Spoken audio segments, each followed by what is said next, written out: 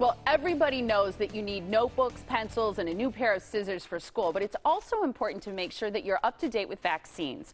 Marla Blom is a school nurse and member of the Wisconsin Association of School Nurses. She's here with more on the ABCs of shots. Nice to have you here this morning. Thank you for inviting me. And you know, it's true. We spend a lot of time thinking about school supplies and all the shopping that we need to do, but those vaccines and staying current on them is really important as well. Right. For the first day of school, I recommend that you take advantage of this time now before school starts. Yeah, it's a good point. So one of the things that you say is that you really should be checking every year, annually, to kind of see where you're at, right? And you probably keep a paper record of what vaccines you've had and which ones you still need to get, right? Right, and sometimes the recommendations may change, so it's a good idea to take that yearly contact with your physician.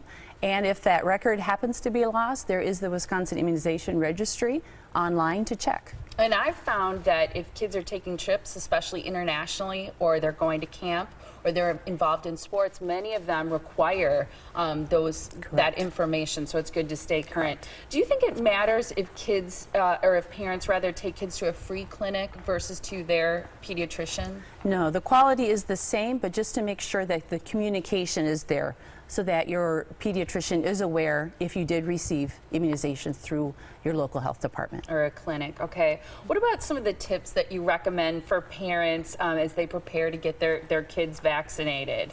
Well, like I mentioned, there is the Wisconsin Immunization Registry, so you can check online if you happen to have lost that piece of paper with those dates on them.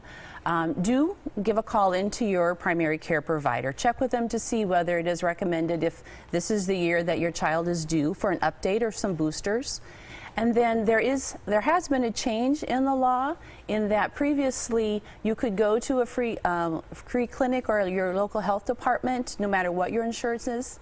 But if you have private insurance now, you are required to go to your primary care provider. Oh, I wasn't aware of that. That's interesting, but only if you have private insurance. Correct. Okay, and then the other thing that you mentioned is the Center for Disease Control. So they have good information about vaccinations They as well? do. Highly recommend it. It's a wonderful website to get the information to become educated about what your child needs. What about parents who, and I think there's, you know, because people have theorized that there's a connection between autism, for example, and vaccines. What about the parents, for that reason or religious reasons or whatever else, decide they don't want to have their child vaccinated? Well, in Wisconsin, there is a waiver for either religious or health reasons or for strong personal convictions. I would strongly encourage parents to do the research. Look at both sides of the question. What does science say? And make an informed decision. And I know at the school, if a school requires vaccinations, then do the schools need a copy of that waiver? Yes, they do. It's a written, is your signature, or for medical reasons, a note from your physician. Okay. Is there anything new this year that parents should know about as they think about going back to school? Well, just be aware that the 5-year-old kindergarten boosters are still required, but also in grades 6 through 12, there is a booster required for the tetanus, diphtheria, and pertussis. Okay. And just really quick, what about kids who have anxiety about getting shots? Is there anything you recommend there? Just talk with them. Try to see what is it about. Are they afraid of the needle? You know, are they afraid of that? And maybe just provide an incentive to be brave. I think that's great. And a little ice that never hurts either. Go to our website, themorningblend.com. Click on today's segment, School Immunization, for more information.